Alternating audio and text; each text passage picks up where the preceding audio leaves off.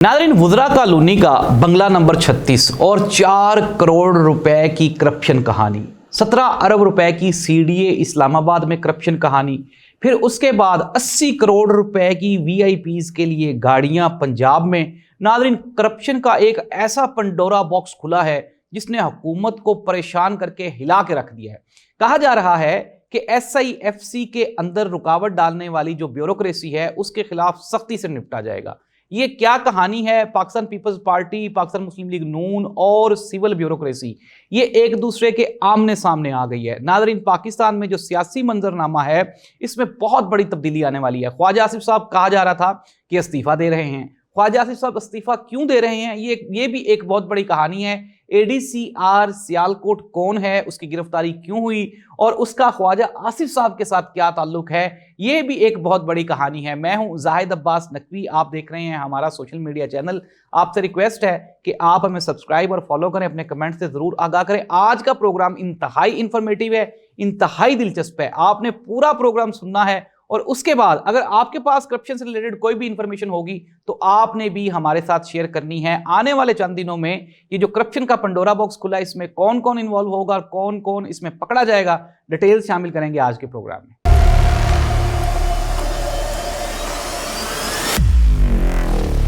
Programme का बाकायदा आगाज करते हैं। प्रोग्राम का आगाज कल सारा दिन एक खबर वो सोशल मीडिया पे गर्दिश करती रही कि ख्वाजा आसिफ साहब इस्तीफा दे रहे हैं। अच्छा, पहली बात तो ये है कि ख्वाजा आसिफ साहब इस्तीफा नहीं दे रहे क्योंकि पाकिस्तान में जो सियासी हालात हैं और लोग तो अपना कारोबार बेच बूझ के तो वो कहते हैं सियासत में इन्वेस्ट कर लें क्योंकि यहाँ से बहुत अर्निंग होगी। इसका एक वाज़ेह सबूत मैं आपको बता देता हूँ कि अभी पंजाब गवर्नमेंट ने VVIPs के लिए कोई बुलेट प्रूफ गाड़ियाँ खरीदने के लिए उन्होंने अप्रोक्सीमेटली कोई 80 करोड़ रुपया वो मुख्तस किया है। आप इमेजिन करें कि 80 करोड़ रुपए की गाड़ियां कोई जितना भी बड़ा अमीर आदमी हो क्या वो अफोर्ड कर सकता है, लेकिन अगर आप सियासतदान हैं या VIP हैं पाकिस्तान में तो फिर आपकी मौजें हैं। इसके साथ ही साथ एक खबर और भी ले लें। खबर ये है कि CDA यानी कि जो हमारी सेंट्रल डेवलपमेंट अथॉरिटी इस्लामाबाद है उनकी तरफ से एक टेंडर एक इशू किया गया और उन्होंने ये कहा, उस टेंडर का ये है इश्तिहार है कि बंगला नंबर 36 है ये अपना वुज़रा कॉलोनी में, उसकी तज़ीनो आराइश के लिए कोई 4 करोड़ और 73 लाख रुपया उन्होंने मुख्तस किया है। अब चंद रोज़ पहले जो CDA के चेयरमैन हैं इस्लामाबाद से वो ये फरमा रहे थे कि जी हमने 17 अरब रुपए के प्लॉट्स बेचे हैं और ये पैसा हो सकता है कि शहर की तज़ीनो आराइश पे खर्च हो। नाज़रीन, शहर या मुल्क की तज़ीनो आराइश से मुराद पाकिस्तान में वो सिर्फ और सिर्फ वो ताकतवर चंद शख्सियात हैं जो इस पूरे मुल्क के निज़ाम को जिन्होंने जकड़ा हुआ है और ये जो सारा पैसा जहां से हम कमा रहे हैं, ला रहे हैं, रेवेन्यू इकट्ठा हो रहा है, ये बिल आखिर उनकी फलाह बहबूद पे ही खर्च हो रहा है। और इसी वजह से अब एकदम से एस्टेब्लिशमेंट को ये ज़रूरत पेश आई, उन्होंने कहा यार कि हमने इन सियासतदानों को इतना तगड़ा कर दिया है कि ये तो अब अपना अपना माल बनाने में लग गए हैं। फिर दूसरी जानिब जो मलक रियाज साहब वाला इशू है वो जब खुला तो अंदाज़ा हुआ कि कौन कौन कितना कितना माल बना चुका है। अब नाज़रीन, इस मुल्क में एक मसला है और वो मसला ये है कि यहाँ पे करप्शन कोई मसला नहीं है। असल में मसला ये है कि जो करप्शन करने वाला है वो हमारी पसंद का बंदा हो, बस यही रोल है और अदरवाइज और कोई मसला नहीं है। अगर हम बात करें मियां नवाज शरीफ साहब की गवर्नमेंट की तो मियां नवाज शरीफ साहब की गवर्नमेंट इसीलिए खत्म की गई कि उनके ऊपर करप्शन के चार्जेस थे। मियां शहबाज शरीफ साहब के ऊपर मनी लॉन्ड्रिंग के चार्जेस थे। पाकिस्तान पीपल्स पार्टी का कोई ऐसा रुकने असेंबली, कोई ऐसा MP MNA नहीं था जिसके ऊपर करप्शन के चार्जेस ना हो, लेकिन फिर हमने देखा कि वही लोग दोबारा फिर ऐवान में आ गए और फिर दोबारा हुकूमत बनाने में भी कामयाब हो गए। अब कहानी बदलती कहाँ पे है, मैं आपको ये समझाना चाह रहा हूँ। नाज़रीन, कहानी यहाँ पे बदली है कि गुज़श्ता 3 सालों में मुल्क में कोई लॉ एंड ऑर्डर तो है नहीं। सियासतदान सिर्फ और सिर्फ इमरान खान को फिक्स करने में लगे हुए हैं और इनकी ये कोशिश थी हुकूमत की PDM 1 और PDM 2 की कि किसी ना किसी तरह से PTI को फिक्स किया जाए। PTI को फिक्स करने के लिए पूरी की पूरी ब्यूरोक्रेसी इस्तेमाल हुई और उस ब्यूरोक्रेसी को जब आपने यूज़ किया तो जाहिर सी बात है उनको भी अंदाज़ा हो गया कि यार ये हमें इस्तेमाल कर रहे हैं तो हमें भी चाहिए कि हम माल बनाएं। नाज़रीन, ब्यूरोक्रेट्स का ये वैसे ही कोई फितरी रवैया है कि वो तो अपनी जेब से पानी भी नहीं पीते, वो अपनी तनख्वाहों को अपना उन्होंने कमेटियाँ डाली हुई हैं और जो उनकी ऊपर की आमदन है उसको वो अपना हक समझते हैं। वो कहते हैं नहीं, रिश्वत नहीं साहब लेते, हाथ नहीं लगाते रिश्वत को, ये जेब में डाल दें।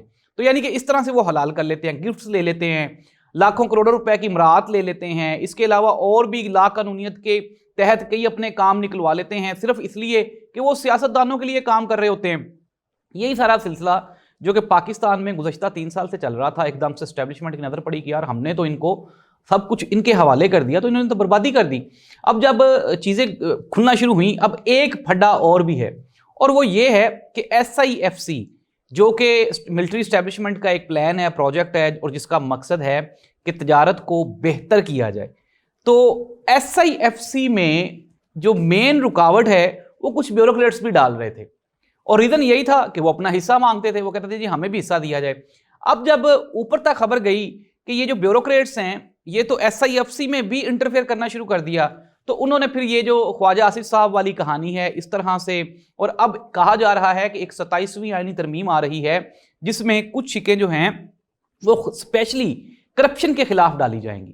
اور کرپشن میں یہ شکیں ڈالنے کا مطلب یہی ہے کہ ہر وہ بندہ جو کہ کرپشن کرے گا اور جو ان کو پسند نہیں ہوگا اس کو سختی سے اس کے ساتھ نپٹا جائے گا. یعنی کہ جو سسٹم میں رکاوٹ ڈالنے کی بیوروکریٹ کوشش کرے گا اس کو وہ آپ سمجھ لیں کہ اٹھا لیں گے. اب ہم آ جاتے ہیں کہ ملک میں حالات کیسے ہوئے. کہا یہ جا رہا ہے، انصار عباسی صاحب نے کہا جی کہ خواجہ آصف صاحب نے یہ جو بیوروکریسی کے خلاف بیان دیا اس سے بیوروکریسی میں بڑی بے چینی پائی جاتی ہے. بے چینی تو پائی جائے گی. کیا یہ پرتگال والی جو خبر ہے جو خواجہ آصف صاحب نے دی ہے، چاہے اچھا میں آپ کو ایک تھوڑی سی اس کا بیک گراؤنڈ بھی بتا دیتا ہوں کہ ایک ADCR صاحب ہیں سیالکوٹ میں، اور یہ جو ADCR ہے کہا جا رہا تھا کہ شاید یہ خواجہ آصف صاحب کو الیکشن کا رزلٹ تبدیل کرنے میں بھی شاید یہی انوالو تھے. تو اس کی گرفتاری ہوئی. خواجہ صاحب نے اپروچ کیا کہ یار اس کو گرفتار نہ کیا جائے. اس کے علاوہ بھی یہ کہا جا رہا ہے کہ شاید کہ خواجہ صاحب کے اور بھی کئی معاملات جو ہیں وہ ADCR صاحب دیکھتے ہیں. لیکن جب وہ ADCR کی رہائی نہیں ہوئی تو خواجہ آصف صاحب نے یہ پریس کانفرنس کر دی. لیکن میں آپ کو اس کے پیچھے ایک بڑی کہانی بھی سنا رہا ہوں کہ خواجہ آصف صاحب سے یہ جس نے بھی یہ بندے نے یہ پبلک کروائی ہے یہ خبر، یہ چھوٹی بات نہیں ہے، یہ بہت بڑی کہانی ہے. آپ ٹرائی ٹو انڈرسٹینڈ. میں آپ کو یہ بتا رہا ہوں کہ یہ جو بے چینی پائی جاتی ہے نا اب اس مرتبہ سول بیوروکریسی میں، کیونکہ ججز کے اوپر بھی ہاتھ ڈال لیا گیا، جرنیلز کے اوپر بھی ہاتھ ڈال لیا گیا، سیاستدانوں کے اوپر بھی ہاتھ ڈال لیا گیا، اب باری وہ بیوروکریسی کی ہے. اور میں آپ کو یہ بالکل بریکنگ نیوز دے رہا ہوں کہ آنے والے دنوں میں پاکستان میں یہ جو کرپشن والا معاملہ ہے یہ اتنا گمبھیر ہو جائے گا کہ Peoples Party, PMLN، bureaucracy, establishment یہ آپس میں گتھم گتھا ہونے والے ہیں، جس سے ملک کا جو سیاسی منظرنامہ ہے وہ آٹومیٹکلی تبدیل ہو جائے گا. تو ناظرین میں کچھ خبریں جو تھیں وہ میں نے آپ کو دے دی.